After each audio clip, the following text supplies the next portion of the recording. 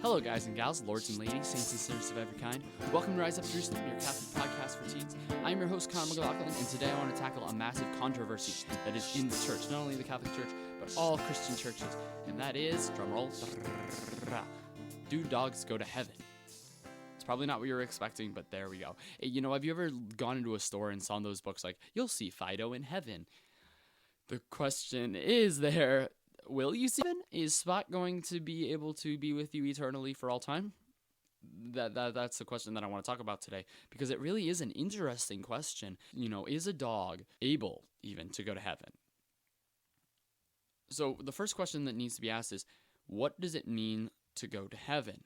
You know, what do you need to go to heaven? Well, obviously, if you know any sort of anything, you'll say that to go to heaven is when your soul separates from the body at death, and your soul goes up in heaven, and your body, of course, lays at rest. Now, the key point to notice there is that what happens is that the soul separates from the body at death. Thus, the body is no longer living. So the way that I want to define the soul here is that it's the most important part of all spiritual life, so that it really is what makes an organic body live, is truly what it is. So if you want to start looking at that thing, then truly all animals and all plants have souls.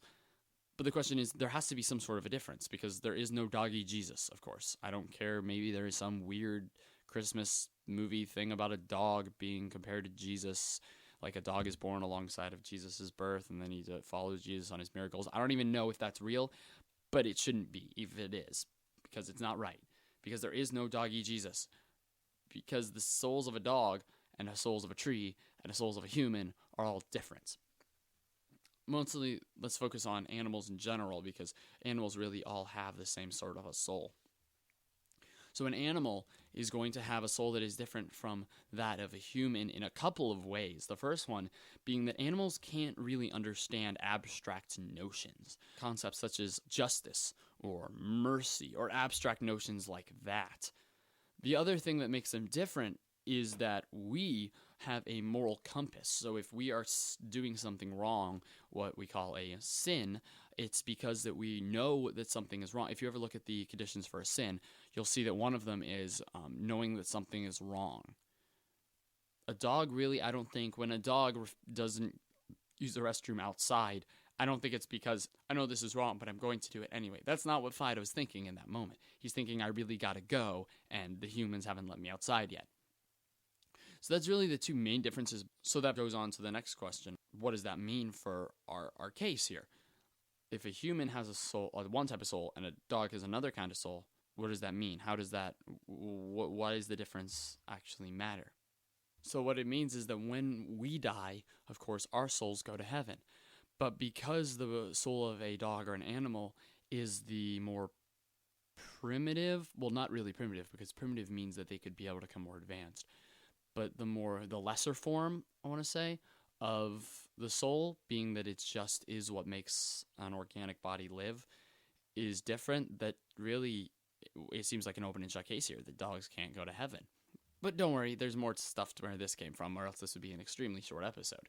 Another proof why dogs won't be in heaven is that you have to look at the reason for animals. Why did God create animals? If you look at Genesis 2:18 and 19, it says, Then the Lord God said, It is not good that the man should be alone. I'll make him a helper fit for him. Now out of the ground the Lord had formed every beast of the field and every bird of the heaven, and brought them to the man to see what he would call them. Whatever the man called every living creature, that was its name. The man gave names to all livestock, and to the birds of the heaven, and to every beast of the field. But for Adam there was not a helper fit for him. So that's saying that the purpose of an animal from the beginning of time was companionship. And then after that companionship wasn't, properly fulfilled, then God, of course, created Eve. But that really puts the important notice of the purpose of animals. Animals are obviously for companionship. On this earth, that's fantastic. But when we get to heaven, it's not really going to matter much, because we are in heaven. Heaven being the fullness of love, hell, of course, being the absence of love. I don't think extra companionship is needed, because we are with God. So there really isn't a need for animals in heaven regardless. Even if, Spot died and mom always told you, oh, don't worry, it's fine, you'll see spot in heaven. Not only is she wrong, it really doesn't matter if you see spot in heaven, because the fullness of love is going to be in heaven. Therefore, you don't need any sort of companionship at all. Even if, a dog brings you great happiness, being able to see the Lord God in all his splendor in heaven is going to give you even more happiness. Now, I've brought all these points to some of my friends who disagree with me, and they point out that last year in December, that Pope Francis said otherwise in relation to all this, that a boy came up to Pope Francis at one of his audiences, and was crying because his dog had died. And Pope Francis assured the boy, like, it's fine, you will be able to see your pet again in heaven. And I was like, are you kidding me? There's no way that Pope Francis said that. So I started looking around, I tried to find out this stuff, and I realized I can't find a single picture of this. I mean, this is like perfect propaganda shot of Pope Francis, the vicar of Christ, the shepherd of the people, calming a little boy because his dog has died. That's like the best thing you could ever get for Pope Francis. I mean, why is there no one snapped a picture of that? Well, obviously, no one snapped a picture because it wasn't even true. It never actually happened. And my favorite article headline is that Pope Francis opens pearly gates to pets. It's like, hold on, something's weird with that. But that what Pope Francis said isn't even like something that Pope Francis said. News articles that I started to read said that he was quoting St. Paul. Of course, if you read any of the Bible, okay, yes, St. Paul does say a lot. I mean, he writes almost half or more than half of the books in the New Testament.